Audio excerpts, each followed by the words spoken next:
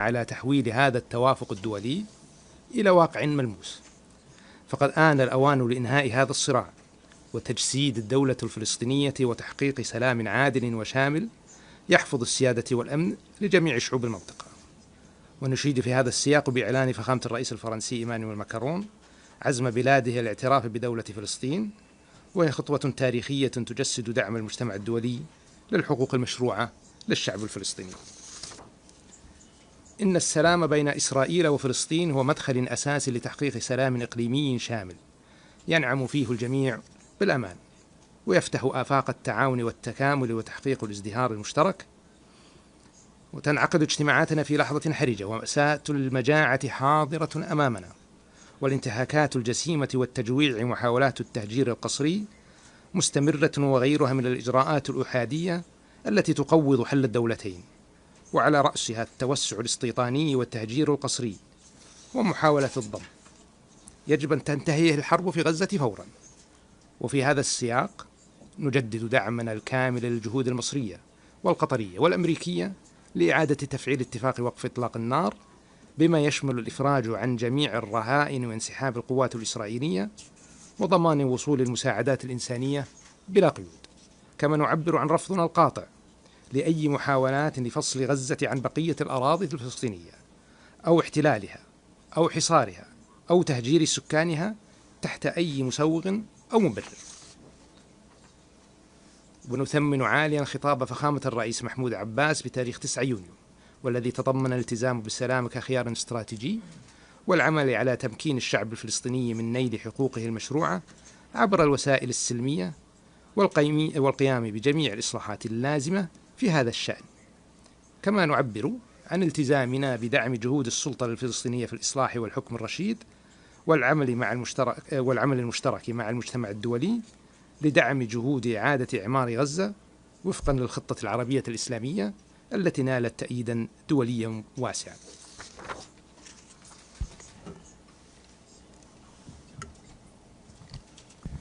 Thank you, Minister. We'll now move to the Q&A session, and we will start with Eddie Lederer from Associated Press on behalf of the UN Correspondent Association.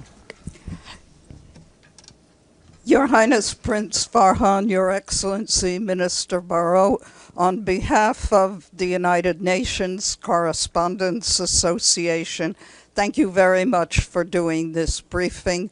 My name is Edith Lederer from the Associated Press. A couple of questions. Should the international community put sanctions or use any other pressure tactics against Israel to accept the concept of a two-state solution? And Your Highness, is Saudi Arabia's normalization of relations with Israel still on the table? And for both of you, do you see any change in the stance of President Donald Trump in trying to end the Gaza war and achieve a two-state solution? Thank you very much.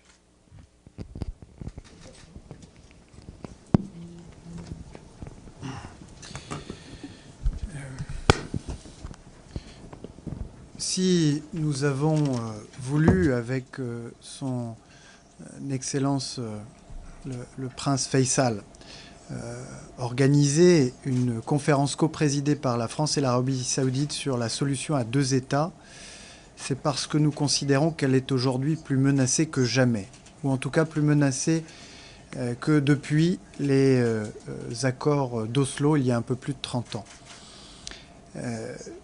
Nous le voyons à la suite de l'attentat terroriste et barbare du 7 octobre, puis du prolongement indéfini de la guerre menée par le gouvernement israélien à Gaza, ou encore l'accélération de la colonisation.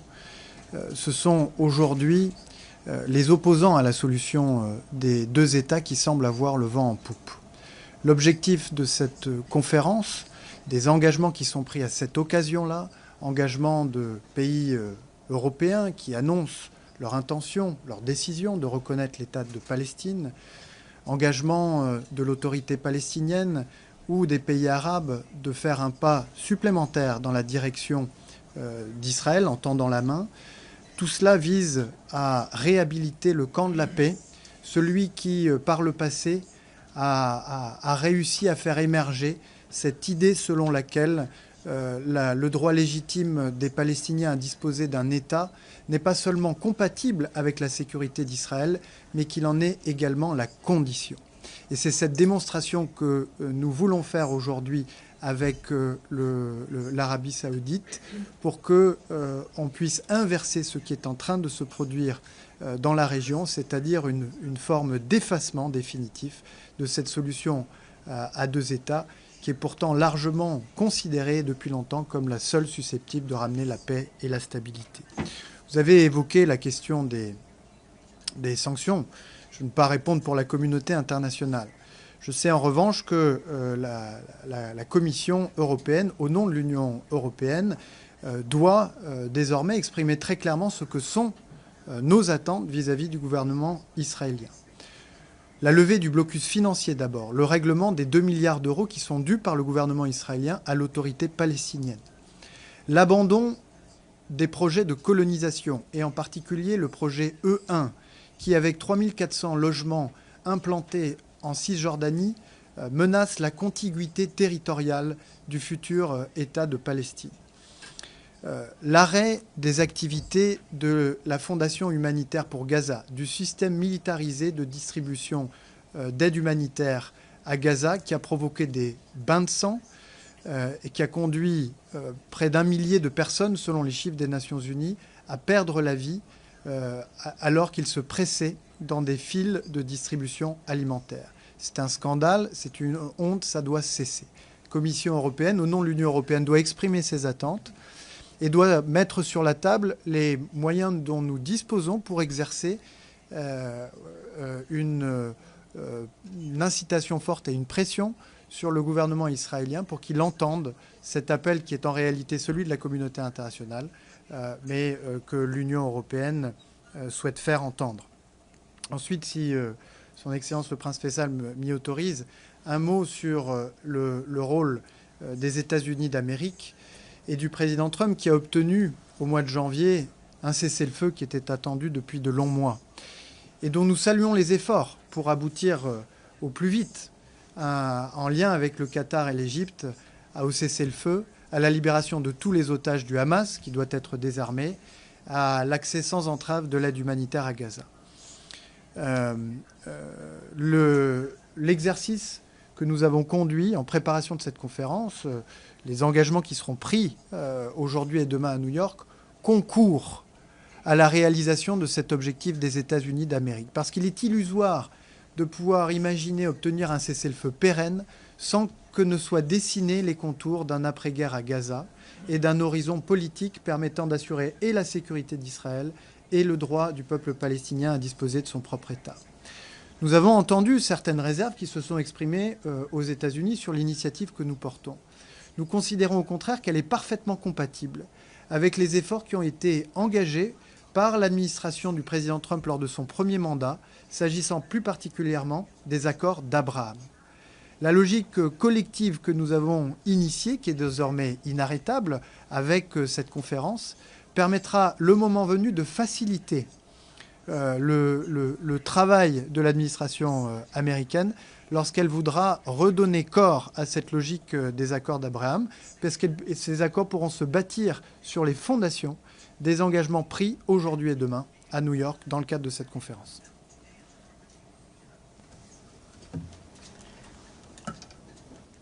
So, for your first question on normalization, I think we've been very, very clear over the last year and over the last many months, and most clear was the statement by the Crown Prince that for the Kingdom of Saudi Arabia, normalization with Israel can only come through the establishment of a Palestinian state. That position remains the same, and it is based on a strong conviction that only through the establishment of a Palestinian state and only through addressing the legitimate rights of the Palestinian people to self-determination can we have sustainable peace and real integration in the region? So we continue to have that position. We continue to call for moving in that direction. And I think our hope through this conference and other initiatives where it has become clear that international consensus is very much in line with that belief, that can be a catalyst for a real conversation about peace in the region and can actually accelerate the process towards regional integration. But again, that is contingent on achieving a Palestinian state. I would echo on the second question what my colleague, the Foreign Minister of France, has said. The US is an essential actor, and is certainly an essential actor in what concerns peace in the Middle East. And President Trump has, in fact, had success already in this regard. He was able to facilitate the first and only ceasefire so far in this conflict. And obviously, his personal engagement and his role is immensely important. And I think we've all heard President Trump statement in many occasions that he is a man of peace, that he is someone who abhors war, and he is a humanitarian. And I am firmly in the belief that US engagement, and especially the engagement of President Trump, can be a catalyst for an end to the immediate crisis in Gaza and potentially a resolution of the Palestinian-Israeli conflict in the long term. So obviously, we as strong partners of the United States continue to work closely with the US on many issues, and we hope that the US will continue to lead in the efforts for peace. And as I said, we have tremendous respect and faith in President Trump's not just belief and hope in peace, but in his ability to deliver on that hopes. Thank you. Claire Gatinois for Le Monde, please. Pour cette conférence, une première question pour Monsieur le ministre Jean-Noël Barrot. La France a donc fait un pas en clarifiant sa position à l'égard de la reconnaissance de la Palestine. Avez-vous déjà des marques de la part d'autres États permettant de penser que la France ne sera pas isolée dans sa démarche en septembre? Une autre question à l'égard de Monsieur le ministre saoudien, qui fait écho à celle de ma consoeur. Est-ce qu'on peut imaginer une relance des accords d'Abraham où la reconnaissance de la Palestine serait exigée en contrepartie d'une normalisation des relations avec Israël? Et enfin, on a beaucoup entendu ce matin des exigences de la part des tenants de la reconnaissance de l'État de la Palestine à une démilitarisation du Hamas. Est-ce que vous soutenez cette exigence également?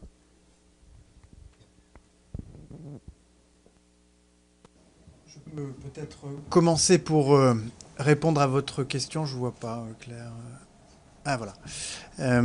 Pour dire que si le président de la République a choisi d'annoncer la reconnaissance par la France de l'État de Palestine, ce qu'il fera formellement au mois de septembre en marge de l'Assemblée générale des Nations unies, c'est parce que nous ne pouvons plus attendre.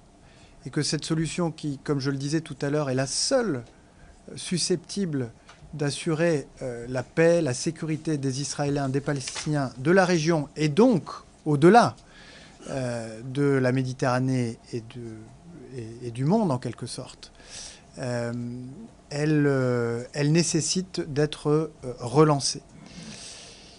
Et c'est pourquoi il est si significatif que la France, premier pays du G7 à le faire, prenne cette initiative en coordination avec l'Arabie saoudite, puissance majeure du Moyen-Orient, pour que, par cette initiative, des engagements nouveaux soient pris et qu'une dynamique soit réamorcée. Un certain nombre de pays européens, de pays occidentaux ont d'ores et déjà, y compris par le passé, exprimé leur intention de reconnaître l'État de Palestine à un moment donné dans le processus conduisant à la solution à deux États. Certains ont d'ores et déjà laissé entendre qu'il pourrait emboîter le pas de la France et le faire dès le mois de septembre prochain. L'enjeu des discussions que nous allons avoir au cours de ces 2 journées, c'est bien sûr de convaincre ceux de nos collègues qui hésitent encore que le meilleur moment pour contribuer à un processus enlisé, c'est le premier. Et qu'il s'agit maintenant pour la France et les pays qui pourraient l'accompagner d'inverser le cours des choses, de refuser la fatalité et par leurs décisions qui s'accompagnent d'engagements pris par l'autorité palestinienne et pris par les pays arabes vis-à-vis de la sécurité d'Israël, eh bien d'éviter le pire.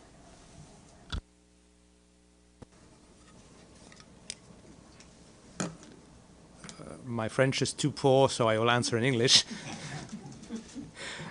So on the first question, I think I can just reiterate the answer I gave to your colleague earlier, that for the kingdom, recognition is very much tied to the establishment of the Palestinian state, and we certainly hope that the clear consensus shown today, and which will be shown tomorrow as well, and the clear momentum towards establishing that Palestinian state can open the conversation about normalization, but it can only open, first, if the conflict in Gaza ends, if the suffering of the people of Gaza is alleviated, because there's no reason even, or no credibility to have a conversation about normalization with with constant death and suffering and destruction in Gaza. And then we have to talk about the establishment of the Palestinian state. And once that is achieved, then obviously we can talk about normalization. Look, you asked about Hamas. The kingdom's position has always been that the Palestinian Authority is the only that Fatah and the Palestinian Authority are the only legitimate, the PLO are the only legitimate representative of the Palestinian people, and that continues to be the case. And I think what we have seen today with this conference as well reinforces another core belief of the kingdom, the belief that diplomacy, not violence, are the path to conflict resolution and to peace. So from our perspective, the focus needs to be on dialogue, the focus needs to be on diplomacy, and we need to focus on those tools, not the tools of violence. And obviously we need to have one unified representative of the Palestinian people, and that is the Palestinian Authority, who have shown themselves not only a credible governor of Palestine, but also a credible interlocutory for Israel in progressing towards peace. And I would hope that we will all work to reinforce the Palestinian Authority and its capacity and capability. Thank you. Thank you. Since we are running out of time, we'll take one last and quick question for Ahmed Al-Mahmoud, from Sky News Arabia. شكرا لك. سؤالي موجه لسمو وزير الخارجية السعودي. سمو الأمير، دعوتم في كلمتكم الافتتاحية لاعتماد الوثيقة النهائية التي ستكون خارطة طريق لحل الدولتين. كان تطلعنا السمو الأمير على الإطار العام لهذه الخارطة أو هذه الوثيقة. الشق الآخر من السؤال يخص الجدول الزمني للاعتراف بالدولة الفلسطينية. هل بات لديكم تصور واضح لهذا الجدول؟ شكرا لكم. شكرا جزيلا. طبعا الوثيقة فيها تفاصيل كثيرة ومبنية على عمل 18 فريق عمل الحقيقة، يعني بذلوا مجهودات كبيرة من أجل الوصول إلى مخرجاتها، فلا أستطيع أن أوجزها الآن في هذا المؤتمر نظرا لضيق الوقت، لكنها ستنشر على كل حال. بالنسبة للجدول الزمني للاعتراف، من وجهة نظرنا موعد الاعتراف يعني كان من سنين ليس الآن، لكن بالتأكيد كل من استطاع أن يصل إلى الحقيقة في الوقت المناسب مرحبا به. وهنا أشيد بالموقف الشجاع للرئيس الفرنسي والجمهورية الفرنسية التي قررت الاعتراف أو الإعلان عن نية الاعتراف في 21 سبتمبر. هناك حوار مع عدد من الدول الأوروبية والآسيوية أيضا التي لم تعترف. بعضها هنا مهم أن نشير أن 149 دولة حتى الآن تعترف بفلسطين، فالعدد الباقي ليس بالكثير، والحوار قائم مع تلك الدول للمحاولة للدفع باتخاذ القرار. الحقيقة اللي نسمعه أن يعني الأغلبية من بقية الدول مستعدون، لكن أو راغبون حتى، لكن يبحثون كما يعبرون عن الموعد المناسب. قولنا لهم أن الموعد المناسب هو الآن، لأنه لا يجوز أن نربط الاعتراف بدولة فلسطين بالفيتو الإسرائيلي. ومن كان مؤمنا بأن حل الدولتين هو الحل الوحيد للصراع العربي الفلسطيني الإسرائيلي كما تقول أغلب الدول، وكان معترفا بإسرائيل، فعليه الآن أن يعترف كذلك بفلسطين، لأن بعدم اعترافه بفلسطين في هذه المرحلة وكأنه يقول لا، أنا مستعد لنظر في حل آخر. فما دام أن قناعته